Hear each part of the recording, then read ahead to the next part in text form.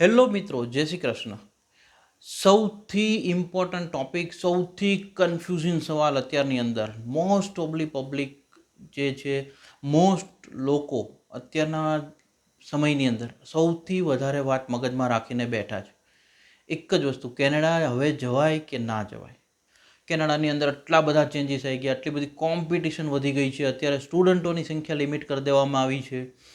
કેનેડાથી જે લોકો બેઠા છે એ લોકો એવું કહે છે કે અહીંયા ના આવતા. અમારી બી કોમેન્ટ આવતી હોય છે, અમુક લોકો અમને બી કહેતા હોય છે, સર કોઈ ના આવતા, આ ના આવતા. તો આજે આપણે એ જ ટોપિક ઉપર હું તમને ડિસ્કશન કરીશ, જેથી તમે જો વિડીયો પૂરો જોજો, જેથી તમને આખી વસ્તુ સમજમાં આવશે કે એકચ્યુઅલ સિનારીઓ શું છે. અને હવે પછી તમે ક્લિયર થઈ જશો કે તમારે પ્લાન કરવો કે ના કરવો. હું તમને જે એક મસ્ત ઓપિનિયન જે રિસર્ચ કરું છું, એ પ્રોપર રિસર્ચ અને એક કહેવાય ને કે ડેટાબેઝને હું જોઈ અને હું તમારી સાથે ડિસ્કસ કરું છું, જેથી કરીને તમને ઇઝી મળે, કે જેથી કરીને તમે લોકો ડિસિઝન એક પ્રોપર લઈ શકો. વિડીયો પૂરો જોશો તમને ટોટલ સમજમાં આવી જશે. અને ચેનલને જો સબસ્ક્રાઈબ નથી કરી તો અત્યારે સબસ્ક્રાઈબ કરી દો, જેથી કરીને તમને આવા જ ઇન્ફોર્મેટિવ ન્યૂઝ મળતા રહે. હવે તો કે આપણે ટોપિકમાં આગળ વધીએ કે કેનેડાની અંદર અત્યારે જે ચેન્જીસો આવ્યા, જેમાં કેપિંગ લાગી ગયું છે, પોસ્ટ સ્ટડી વર્ક પરમિટ જે પ્રાઇવેટ કોલેજીસ હતી એ લોકોને મળવાની બંધ થઈ ગઈ છે, પીઆરની અંદર થોડી હાઈ રેન્કિંગવાળાનું સિલેક્શનો આવી રહ્યા છે. તો હવે શું કરવું, કેનેડા જવું કે ના જવું? તો આના ઉપર મેં એક મારા કોમન ક્વેશ્ચનો હું તમને પૂછવા માગું છું. કેનેડાથી તમે બી જાણો છો કે સોશિયલ મીડિયાથી લઈને બધી જગ્યાએ તમે જાણો છો, કેનેડા ના આવતા, ના આવતા, ના આવતા. હવે આટલી જ રિયાલિટી છે કેનેડા ના આવવાની, તો હજી બી કેનેડામાં એ ચલણ કેમ ચાલે છે કે જે લોકો કેનેડા પીઆર માટે, એલએમઆઈ માટે 30-35 લાખ રૂપિયા ખર્ચવા માટે રેડી છે? તો એ કઈ આશા લઈને એ લોકો એ ખર્ચો કરવાની વિચારે છે? જો કેનેડામાં રિયલ આટલી બધી પ્રોબ્લેમ ચાલી રહી છે, તો આ ઇન્ડિયન જે પબ્લિક છે આપણા, એ લોકો એવું કે વિચારે છે કે એ લોકો 30-35 લાખ ખર્ચીને બી કેનેડા જવા માટે રેડી હોય છે? આ એક બહુ જ મહત્ત્વનો ક્વેશ્ચન છે.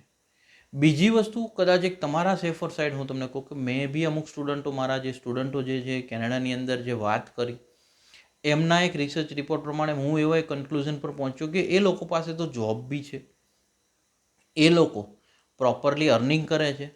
કોઈ સ્ટુડન્ટના હું તમને એક 2-3 એક્ઝામ્પલ આપું કે જે સ્ટુડન્ટ સાથે મેં વાત કરી છે, એવા સ્ટુડન્ટો કે જે સ્ટુડન્ટે મને કીધું કે અમુક સ્ટુડન્ટો એવું છે કે મહિને $1000 સેવિંગ કરતા થઈ ગયા છે.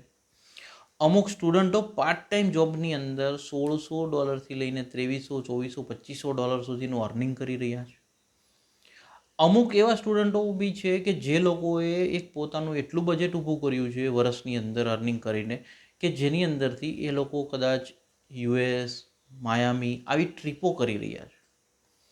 તો હવે ઘણી વખતે, હા, હું એવું નહીં કહેતો કે જેની પાસે જોબ નથી એ લોકોને ખોટું બોલતા હશે કે એવું હું વાત નથી કરતો, બટ સમહાવ શું હોય કે પોઈન્ટ ઓફ વ્યૂ ચેન્જ કરવાની વાત તો નથી. આ પોઝિટિવ થિંકિંગની વાત બી હોઈ શકે. આ સિમ્પલ લોજિક છે કે એક વ્યક્તિ જો છે જે રિસન્ટલી જાય છે અને એને કોઈ પ્રોબ્લેમ નથી ફેસ કરવા પડતા, તો બીજા વ્યક્તિને કેમ કરવા પડે છે? બિકોઝ ઓફ ક્યાંક મહેનત અથવા એફર્ટ ખોટી જગ્યાએ થઈ રહી હોય, યા પ્રોપર પ્લાનિંગ ખ્યાલ ના હોય, યા તો પ્રોપરલી શું કરવું કે જેનાથી તમને કેનેડામાં જોબ મળે, તમને જે આ ક્રાઇસિસ છે એ ના નડે. હા, એક છે કે જે એક સૌથી મોટું ક્રાઇસિસ છે કે જેની અંદર સ્ટુડન્ટો પીઆરની ફાઇલ પુટ ઓન કરીને જે વેઇટ કરે છે, એ એવું છે કે એમના હાથમાં નથી. ત્યાં હું બી દરેક સ્ટુડન્ટને હું કહેતો રહેતો હોઉં છું, વાલીઓને બી હું કહું છું કે પોતાના બાળકોને એટલું જ કહો કે બી પોઝિટિવ. નેગેટિવ માઇન્ડ કરી હોમ સિકનેસ, ડિપ્રેશન આવી બધી બીમારીઓનો શિકાર થવાની જરૂર નથી. બિકોઝ ઓફ એમનો એક રોલ પાર્ટ જે એમનો જે છે એ એમણે ભજવી ચૂક્યા છે. એમણે શું કર્યું છે કે એમણે સ્ટડી પૂરી કરી, એમને જે વર્ક કરવાનું હતું એમણે વર્ક બી કર્યું, એન્ડ ધેન આફ્ટર એમને એમનું પીઆર એપ્લિકેશન કરવાની હતી, કરી દીધું છે. હવે જે ડિસિઝન છે ઇમિગ્રેશનના હાથમાં છે. કદાચ એક વ્યક્તિ એવી હોય કે જે પોતે પોતાની પીઆર ફાઇલ મૂકી દીધી છે, બટ સમહાવ એનું સિલેક્શન નથી આવતું, પોતે ડિપ્રેસ થાય અને કોઈ ખોટા નિર્ણયો લે, તો એનાથી એ સિસ્ટમ ચેન્જ નથી થઈ જવાની. બેટર પ્લાન કે એ પોતાની જે પોઈન્ટ સિસ્ટમ છે એને અપગ્રેડ કરવા માટે કોશિશ કરે. જે લોકોને જોબ નથી મળતી એ લોકોને કેમ જોબ નથી મળતી? તો કે જે લોકો પાસે જોબ છે, તમારા રેફરન્સીસ છે, તમારા ફ્રેન્ડ સર્કલ છે, એમાંથી જે લોકો જોબ કરે છે એમની પાસે જોબ કેમ છે ને તમારી પાસે કેમ નથી. કદાચ આ ટોપિક ઉપર જો ધ્યાન દેવામાં આવશે તો કદાચ એમનું સોલ્યુશન મળી જશે. હું એવું નહીં કહેતો કે ભાઈ એ લોકો મહેનત નથી કરતા યા એવું નહીં. મહેનત એ બી કરે છે, મહેનત પેલા લોકો બી કરે છે.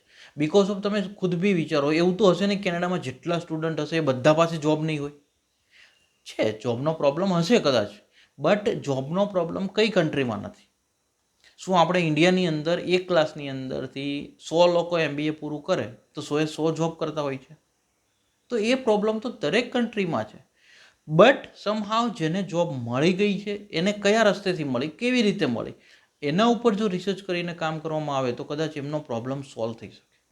અહીંયા આગળ હું કોઈ ઉપર પોઈન્ટ આઉટ નથી કરવા માગતો, હું જસ્ટ એક આઈડિયા શેર કરવા માગું છું કે જે મારા થોટ સિસ્ટમમાં આવ્યું, બિકોઝ હું ફ્રેશ માઇન્ડથી વિચારતો હોઉં છું.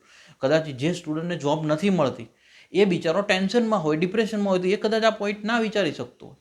તો આપણે કોકની હેલ્પ કરી શકીએ એ થોટ સિસ્ટમથી મેં તમારી સાથે આ શેર કર્યું છે.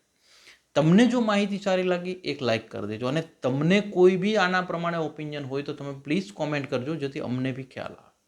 Thank you so much. જય હિન્દ, જય ભારત.